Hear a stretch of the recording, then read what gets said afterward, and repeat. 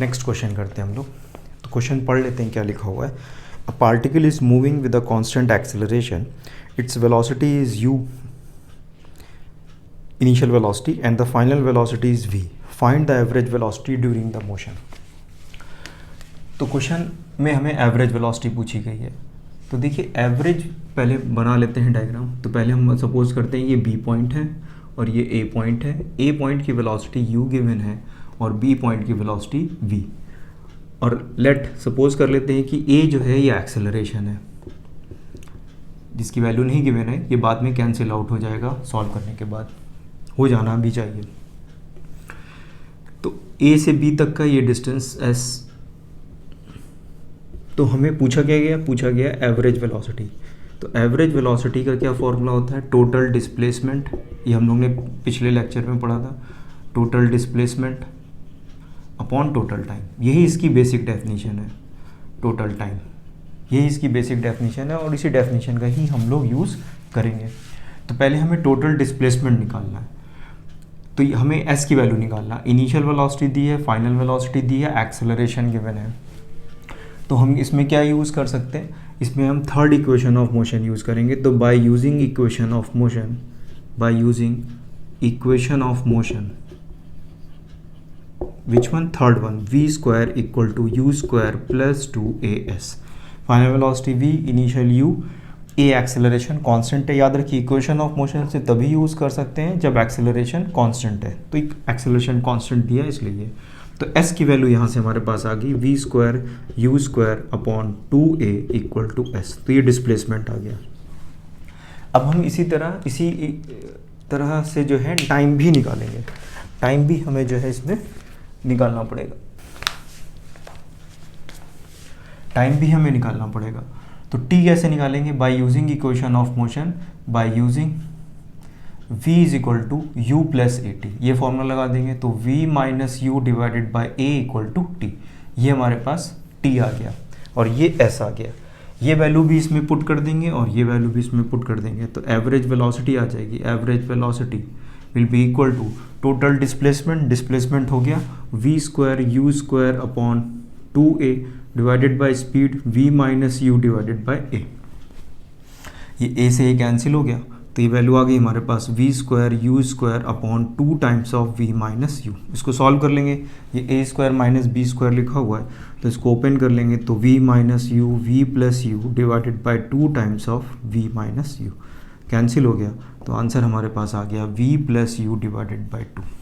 तो ये average velocity आ गई। तो एवरेज वेलोसिटी कितनी आ गई? Average velocity will be equal to v plus U divided by 2। तो ये हमारा यहाँ पर आंसर आ गया। तो एवरेज वेलोसिटी आ गई। Average velocity will be equal to v plus U by 2। ये आंसर आ गया। इक्वेशन ऑफ मोशन का यूज़ करना है, कांस्टेंट एक्सेलरेशन था। नेक्स्ट क्वेश्चन करते हैं। क्वेश्चन पढ़ लेते हैं। A car is moving with a constant acceleration at any point A, its velocity is v1 and at the point B its velocity is v2. Find its velocity at the midpoint. तो question में ये कहा गया है कि 2 points हैं हमारे पास, A point है और एक B पॉइंट है। कार जो है वो कांस्टेंट एक्सेलरेशन से मूव कर रही है। अगर कांस्टेंट एक्सेलरेशन है तो हम इक्वेशन ऑफ मोशन का यूज़ कर सकते हैं। बी पॉइंट पर वेलोसिटी v2 दी हुई है और ए पॉइंट पर वेलोसिटी v1 दी है। ये इसका मिडिल पॉइंट है, ये m एज्यूम कर लेते हैं। तो ये मिडिल पॉइंट है तो ये वाला डिस्टेंस इक्वल है क्योंकि m मिडिल दिया हुआ तो ए एम की वैल्यू इस एम बी के इक्वल है क्योंकि m मिडिल पॉइंट है, ये मेंशन है। हमें इस पॉइंट की वेलोसिटी बतानी ही कितनी होगी। तो लेट सपोज इस पॉइंट की वेलोसिटी कुछ v है। v हमारा अननोन है। इस पूरे थ्रू आउट एक्सेलरेशन a है। a हमने एज्यूम कर लिया यहाँ पर कितना है। तो पहले हम क्या करेंगे, am पार्ट के लिए कंसिडर करेंगे, केवल इतने वाले हिस्से के लिए कंसिडर करेंगे। तो इनिशियल वेलोसिटी v1 हो जाएगी, फाइनल वेलोसिटी v हो जाएगी इस वाले हिस्से में। और जब हम mb को कंसिडर करेंगे तो इनिशियल वेलोसिटी v हो जाएगी और फाइनल वेलोसिटी v2 हो जाएगी। तो am के लिए इनिशियल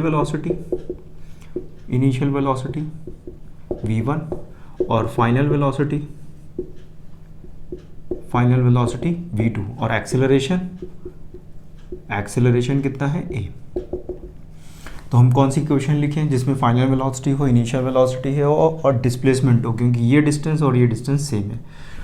तो फॉर्मूला हम यूज़ करेंगे by using third equation of motion, by using equation of motion. हम लोग इक्वेशन ऑफ मोशन का यूज़ करेंगे। तो V square equal to U square plus 2as, ये फॉर्मूले की तरह हम लोग इसका यूज़ कर रहे हैं। तो ये लिख लेते हैं। फाइनल वेलोसिटी कितनी है m पॉइंट पर, तो v1 स्क्वायर। इनिशियल वेलोसिटी कितनी है, फाइनल वेलोसिटी v थी, ये v1 स्क्वायर 2a, और ये डिस्टेंस हम लोग s लिख लेते हैं। तो ये हम लोग x s लिख लिया, तो ये s हो गया। am की वैल्यू s लिख लेते हैं यहाँ पर, ठीक है। तो ये इक्वेशन नंबर 1, ये फर्स्ट इक्वेशन हमारे पास आ गई।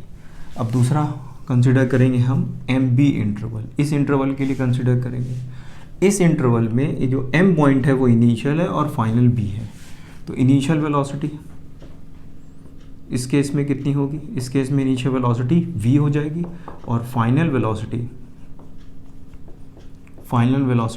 v2 हो जाएगी। और एक्सेलरेशन तो सेम ही था पूरा, एक्सेलरेशन की वैल्यू जो है वो सेम थी, तो वो हम a लिख देंगे। फिर से वही सेम इक्वेशन लगाएंगे। तो by using equation of motion further हम यूज़ करेंगे same equation, third equation of motion. तो क्या आएगा, v2 square equal to initial velocity ये थी, तो v स्क्वायर प्लस 2as। ये s और ये s इसीलिए सेम है क्योंकि ये m मिड पॉइंट दिया हुआ है, तो ये डिस्टेंस और डिस्टेंस सेम होगा। ये इक्वेशन नंबर 2। अब हमें इन्हें सॉल्व करना है और हमें v की वैल्यू फाइंड करनी है। तो देखिए 2as यहाँ पर भी आ रहा है और 2as यहाँ पर भी आ रहा है, तो ये 2as ही हमें अननोन है हमारे पास, जो हमें नहीं दिए हुए थे। तो इसको यहाँ से हम रिप्लेस कर सकते हैं। तो जहाँ पर इस इक्वेशन में इसको इक्वेशन को माइनस कर दें, तो इक्वेशन 1 माइनस इक्वेशन 2, 1 में 2 को माइनस कर दें। तो अगर इसको हम माइनस करेंगे तो देखिए क्या आएगा, तो ये वैल्यू लिखेंगे v स्क्वायर, इसको लिखेंगे तो minus v2 square equal to, ये वैल्यू आ जाएगी v1 स्क्वायर प्लस 2as, तो ये लिख दिया, minus of v square plus 2as। तो ये प्लस 2as माइनस साइन यहाँ पे लगा हुआ है ये, तो ये इसके साथ कैंसिल हो जाएगा। ये माइनस वी स्क्वायर है, इधर शिफ्ट हो जाएगा, तो ये V square minus v2 square equal to v1 square minus v square. इसको इधर शिफ्ट कर देंगे तो ये 2v square equal to v1 square plus v2 square. तो v यहाँ पे लिखा रहने देंगे, तो ये वैल्यू आ जाएगी v1 square plus v2 square divided by 2 और इस पूरे का रूट। तो ये आंसर आ गया हमारे पास। ये बहुत इंपॉर्टेंट क्वेश्चन है, ध्यान से देख लीजिए, कोई दिक्कत हो तो बताइए। क्वेश्चन फिर से पढ़िए और इसको फिर से एक बार कोशिश करिए खुद से करने की। नेक्स्ट क्वेश्चन करते हैं, पढ़ लेते हैं क्वेश्चन क्या लिखा हुआ है। A car and a truck start moving from the same point at the same time in the same direction. The truck move with constant velocity 40 metre per second and the car starting from rest with an acceleration of 4 metre per second square when they will again meet। फिर ये कब meet करेंगे। तो देखिए यहाँ पर क्या है, सिचुएशन क्या है कि एक कार है और ये ट्रक है, ठीक है ना। कार के लिए C लिख दिया और ये ट्रक लिख दिया। जो हमारा ट्रक है वो कांस्टेंट वेलोसिटी से मूव कर रहा है। ट्रक की वेलोसिटी कांस्टेंट है, इसकी वेलोसिटी कितनी है 40 मीटर पर सेकेंड, और कार जो है वो एक्सेलरेट हो रही है। तो कार की इनिशियल वेलोसिटी तो 0 है, लेकिन इसका एक्सेलरेशन हमें गिवन है 4 मीटर पर सेकेंड स्क्वायर। तो पहले क्या होगा, क्योंकि कार रुकी हुई थी तो ट्रक की वेलोसिटी कांस्टेंट थी, तो ट्रक तो आगे निकल जाएगा। फिर कार धीरे धीरे अपनी स्पीड बढ़ाएगी, फिर वो ट्रक के पास तक आएगा और फिर उसे ओवरटेक करता हुआ कार आगे चला जाएगा। तो कहीं सपोज करते हैं कि यहाँ पर कहीं ये मिलते हैं दोनों, इस पॉइंट पर कार आ जाएगी, पहले ट्रक आगे होगा क्योंकि ट्रक की पहले स्पीड थी, कार पीछे रह जाएगी इनिशियली क्योंकि कार की इनिशियल वेलोसिटी 0 थी। लेकिन कार में एक्सेलरेशन है, इसलिए कार की स्पीड धीरे धीरे बढ़ेगी, बढ़ते एक समय आएगा कि वो ट्रक के पास पहुंच जाएगा और फिर ट्रक को ओवरटेक करके हमेशा के लिए आगे चला जाएगा। और उसी इंस्टेंट पे यहाँ पर ट्रक भी था, तो ये टी है और ये सी है। इस इंस्टेंट पे ये मीट करते हैं, यहाँ पर सपोज करते हैं कि इस पॉइंट पर ये मीट करते हैं और ये इनकी इनिशियल पोजीशन है। यहाँ से मोशन स्टार्ट हुआ, ये इनिशियल पोजीशन है जो हमें सिचुएशन गिवन है। तो बताइए कार और ट्रक एक दूसरे के सामने थे, फिर बाद में भी कार और ट्रक एक दूसरे के सामने आ गए, यानी जितना डिस्टेंस कार ने ट्रेवल किया होगा उतना ही डिस्टेंस इस टी ने भी ट्रेवल किया होगा। तो सपोज करिए टोटल डिस्टेंस यहाँ से यहाँ तक का जो दोनों ने ट्रेवल किया है वो कुछ ऐसे है। सेम होगा डिस्टेंस भाई, पहले यहाँ पर एक दूसरे को इसने देखा, फिर इनके ड्राइवर ने यहाँ पर एक दूसरे को देखा, इसके बीच में ये आगे पीछे थे, ट्रक आगे था और कार पीछे थी। इसके बाद ये ओवरटेक करके, क्योंकि इसकी स्पीड हमेशा बढ़ती रहेगी तो ये हमेशा ओवरटेक करता हुआ इसको आगे निकल जाएगा। अब देखिए जो ट्रक है वो तो कांस्टेंट स्पीड से मूव कर रहा है, तो फॉर ट्रक अगर हम लिखें फॉर ट्रक, क्योंकि इसकी स्पीड कांस्टेंट है इसलिए हम केवल distance is equal to speed into time लगाएंगे। Distance is equal to speed into time, कोई एक्सेलरेशन नहीं है इसमें, टाइम लगा देंगे। तो डिस्टेंस s, स्पीड कितनी है 40 और टाइम लिख लेते हैं t। तो ये इक्वेशन नंबर 1 आ गई हमारे लिए, ट्रक के लिए आ गई, ट्रक। ठीक है, टाइम t हमने मान लिया, दोनों के लिए टाइम भी सेम होगा। मान लीजिए 11 बजे यहाँ पर थे ये और 11:05 पे हुआ, तो 11:05 इसके लिए भी होगा और 11:05 इसके लिए भी होगा। दोनों की घड़ी तो एक ही तरह से चल रही होगी। तो 5 मिनट बाद अगर कार वाले ने देखा है कि ओवरटेक किया तो ट्रक वाले ने भी देखा होगा कि 5 मिनट के बाद ही हम लोग मिलते हैं। एग्जाम्पल 5 मिनट तो हमने आपको जस्ट एग्जाम्पल दिया। कार के लिए देखते हैं, फॉर कार एक्सेलरेट कर रही है, तो कार अगर एक्सेलरेट कर रही है और एक्सेलरेशन भी कांस्टेंट है तो हम इक्वेशन ऑफ मोशन का यूज़ कर सकते हैं। तो कौन सी इक्वेशन हम यूज़ करें? एस हमें बताना है, इनिशियल वेलोसिटी 0 है तो हम यूज़ कर सकते हैं S is equal to U T plus half A T square. इस इक्वेशन का यूज़ करें तो S initial velocity 0, half A acceleration given है 4 इंटू टी स्क्वायर। तो ये वैल्यू यहाँ से कैंसिल होगी, 2 आ गई, तो एस की वैल्यू आ गई 2t स्क्वायर। ये इक्वेशन नंबर 2 आ गई कार के लिए और ये आ गई इसके लिए। तो इन दोनों को अगर हम इक्वेट करते हैं, क्योंकि s दोनों में सेम है, तो बाय यूजिंग इक्वेशन 1 एंड 2 का अगर हम यूज़ करें तो इनको इक्वेट करते हैं तो 40t की वैल्यू जो है वो 2t स्क्वायर के इक्वल हो जाएगी। तो एक t से t कैंसिल हो गया तो t की वैल्यू आ गई 20 सेकेंड्स, यानी 20 सेकेंड्स के बाद ये एक दूसरे को ओवरटेक करेंगे। ठीक है, पहले यहाँ पर थे और ओवरटेक का जो टाइम है इनका वो कितना है 20 सेकेंड्स। तो 20 सेकेंड्स के बाद ये जो है एक दूसरे को ओवरटेक करेंगे। यही पूछा गया है कि कितने टाइम के बाद ये ओवरटेक करेंगे। इसमें हमें डिस्टेंस भी पूछ सकते थे कि जब ये एक दूसरे को ओवरटेक करेंगे तो उस वक्त ये कितना डिस्टेंस ट्रेवल कर चुके होंगे, कितनी दूरी ये चल चुके होंगे। तो अगर ये t की वैल्यू आप इसमें या इसमें किसी में भी रख दो तो आपको डिस्टेंस भी आ जाएगा। तो इसमें अगर आप रख दोगे वैल्यू तो s की वैल्यू कितनी आ जाएगी 40 मल्टीप्लाइड बाई 20, तो ये 800 मीटर चल गए थे। 1 किलोमीटर से थोड़ा सा कम 800 मीटर का डिस्टेंस इन्होंने ट्रेवल किया और उसके बाद कार जो है ओवरटेक करके आगे चले गए। बहुत अच्छा क्वेश्चन था। इस क्वेश्चन की फिर से आप एक बार प्रैक्टिस करेंगे बाद में तो और क्लियरिटी आपको आएगी। नेक्स्ट क्वेश्चन करते हैं हम लोग, पढ़ लेते हैं क्वेश्चन क्या है। The particle is start from rest with a constant acceleration. In first 2 seconds the displacement is d1 and the next 2 seconds the displacement is d2 and further next 2 seconds the displacement is d3. Find the ratio of d1, d2 and d3. ये बहुत अच्छा question है। अगर आप ये question समझ में आ जाता है तो आपको जो इक्वेशन ऑफ मोशन है कांस्टेंट एक्सेलरेशन उसके बारे में काफ़ी क्लियरिटी आ जाएगी। तो पहले हम लोग इसकी थोड़ी समरी भी लिख लेते हैं कि क्या है क्वेश्चन में। तो ये क्वेश्चन जो है 3 पार्ट्स में हो रहा है एक्चुअली में, ए बी सी और ये फिर डी। ठीक है, तो पहले ये डिस्टेंस कितना है d1, फिर ये डिस्टेंस कितना है d2 और ये डिस्टेंस कितना है d3, यानी केवल CD की वैल्यू d3 है, BC की वैल्यू d2 है और AB की वैल्यू d1 है। और ये कितना टाइम लगा A से B तक जाने में 2 सेकेंड्स, ये भी B से C तक कितना है 2 सेकेंड्स, यानी हमने मोशन यहाँ से स्टार्ट किया t = 0 पे, तो B पे हम 2 सेकेंड्स पे पहुँचे, C पर जब आ गए तो 4 सेकेंड्स हो गए इनिशियल मोशन से अगर देखा जाए, और फिर यहाँ से फर्दर 2 सेकेंड्स लिखा हुआ है। तो D तक का जो डिस्टेंस हमने टोटल ट्रेवल किया है उसको ट्रेवल करने पर हमें 6 सेकेंड्स का जो है समय लगा होगा। तो हमसे ये डिस्टेंस पूछे गए हैं D1 D2 D3 का कितना होगा, और एक्सेलरेशन कांस्टेंट है, they are all moving with the constant acceleration. तो एक्सेलरेशन जो है वो कांस्टेंट है, acceleration is constant, so we can using the equation of motion. तो देखिए इस तरह का जब और ये स्टार्ट होता है, लिखा है द पार्टिकल स्टार्ट, स्टार्ट का मतलब है कि इनिशियल वेलोसिटी 0 है।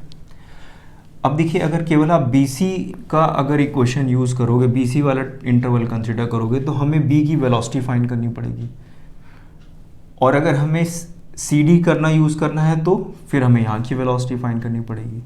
तो ये थोड़ा ज़्यादा कॉम्प्लिकेटेड हो जाएगा, हमें ज़्यादा नंबर ऑफ इक्वेशंस लिखनी पड़ेगी। तो इस तरह के जब क्वेश्चंस आते हैं तो हमारी अप्रोच ये रहती है कि हम हमेशा इनिशियल पॉइंट जहाँ से स्टार्ट हुआ है वहाँ से ही कंसिडर करें, यानी कि पहले हम A और B कंसिडर करेंगे। तो A और B के लिए हम इक्वेशन ऑफ मोशन यूज़ करेंगे by using equation of motion. कौन सी इक्वेशन यूज़ करेंगे हम? टाइम दिया है, इनिशियल वेलोसिटी दी है, फाइनल वेलोसिटी का हमें यूज़ नहीं करना है, तो we are using the equation S is equal to UT plus half AT square. ये इक्वेशन बेटर रहेगी। तो इनिशियल डिस्टेंस कितना था AB का D1, इनिशियल वेलोसिटी पॉइंट पे 0 थी, एक्सेलरेशन हाफ A, और ये कितना दिया है T, तो 2 स्क्वायर आ गया। ये इक्वेशन आ गई हमारे पास। इसको सॉल्व करेंगे तो ये वैल्यू 2 से कैंसिल हो जाएगा, तो D1 की वैल्यू हमारे पास 2A आ गई, इक्वेशन नंबर 1। अब हम BC ना लिख के हम सीधे AC लिख लेते हैं, बेटर है। इसका एडवांटेज ये हुआ कि हमें B का काम नहीं करना पड़ेगा, अदरवाइज आपको एक बार इक्वेशन और लगानी पड़ेगी, B की वेलोसिटी फाइंड करनी पड़ेगी, और फिर B से C से इक्वेशन निकालना पड़ेगा, जिसमें अब इनिशियल भी आएगा, फाइनल भी आएगा। तो ये क्वेश्चन आपके लिए थोड़ा लेंदी हो जाएगा, ज़्यादा नंबर ऑफ इक्वेशंस लिखनी पड़ेगी। सॉल्व उससे भी हो जाएगा, लेकिन बेटर ये है कि आप A से ही स्टार्ट करें। तो इस वक्त हम A से C यूज़ करेंगे और फिर फर्दर हम A से D यूज़ करेंगे। तो एडवांटेज क्या रहेगा कि A पर इनिशियल वेलोसिटी हमेशा 0 ही हमारे लिए रह जाएगी। तो A के लिए यूज़ करेंगे तो equation of motion S is equal to UT plus half AT square. लेकिन A से C तक का टाइम कितना हो जाएगा? 4 सेकेंड्स हो जाएगा। तो और डिस्टेंस कितना हो जाएगा? D1 प्लस D2 हो जाएगा। इनिशियल वेलोसिटी 0 क्योंकि हम A से स्टार्ट किया था, हाफ सेम एक्सेलरेशन है, टाइम कितना हो गया 4, तो ये 4 का स्क्वायर, तो 16, ये 8, तो ये वैल्यू हो गई D1 plus D2 equal to 16, तो 8A आ गया, ये 8A आ गया। ये इक्वेशन नंबर हमारे पास सेकेंड आ गई। तो ये सेकेंड इक्वेशन आ गई हमारे पास, ये फर्स्ट इक्वेशन आ गई हमारे पास। अब इसी तरह से हम लोग AD के लिए भी सॉल्व कर लेंगे, फॉर A से D के लिए। तो A से D के लिए using the equation same S half AT square. अब इसके लिए हमें लिखना पड़ेगा D1 plus D2 plus D3, initial velocity फिर से वही क्योंकि A पे वेलोसिटी कितनी थी? 0 थी, प्लस हाफ AT स्क्वायर। अब T कितना हो गया? 2 प्लस 2 प्लस 2, सीधे D तक के जाने के लिए हमें T स्क्वायर यानी कि 6 स्क्वायर करना पड़ेगा। तो 36 डिवाइड बाई 2 18, तो वैल्यू हो गई D1 plus D2 plus D3 equal to 18। तो ये इक्वेशन नंबर 3 आ गई हमारे पास। देख लीजिए, ऐसी गलती मत करिएगा। स्टूडेंट क्या करते हैं, इसी को D2 लिख देते हैं और इसी को D3 लिख देते हैं। ऐसा नहीं करेंगे। हम A से B जा रहे हैं, A से C जा रहे हैं, और जो क्वेश्चन में दिया हुआ है नेक्स्ट के लिए है, नेक्स्ट 2 सेकेंड्स लिखा हुआ है, फिर फर्दर नेक्स्ट सेकंड लिखा हुआ है, यानी B से C से D तक का डिस्टेंस 2 सेकंड। अब इनको हमें सॉल्व कर लेना है, सिंपल सी इक्वेशंस लिखी हुई हैं, इनको सॉल्व कर लेंगे। तो D1 की वैल्यू यहाँ पुट कर देंगे तो D2 आ जाएगा। तो कितनी वैल्यू आएगी? फ्रॉम 1 and 2, फ्रॉम 1 and 2, तो D की वैल्यू इतनी आ गई। तो D2 कितना हो जाएगा? D1 की value 2A plus D2 equal to 8A। तो D2 की वैल्यू आ गई 6A। तो D2 हमारे पास 6A आ गया, और D1 की वैल्यू 2A, D2 की वैल्यू 6A। ये वैल्यू यहाँ पुट कर देंगे, इसमें हम यहाँ पे वैल्यू पुट करते हैं, तो ये वैल्यू आ जाएगी हमारे पास D1, इसमें पुट कर देंगे तो वैल्यू आ जाएगी 2A plus 6A plus D3 equal to 18A। ये A भी होगा यहाँ पे। तो ये वैल्यू आ गई हमारे पास 8A plus D3 equal to 18A। तो ये D3 की वैल्यू आ गई हमारे पास 10A आ गई। तो अब क्या करेंगे, यहाँ पे D3 भी आ गया हमारे पास, बस अब रेशियो फाइंड करना है। तो D1 2A, D2 6A, so the ratio D1 is to D2 is to D3 equal to 2A is to 6A is to 10A। तो ये तो सारे कैंसिल हो जाएंगे, तो 1 is to 3 is to 5, तो 1 is to 3:5। तो ये वैल्यू आ गई D1:D2:D3, ये रिलेशन आ गया।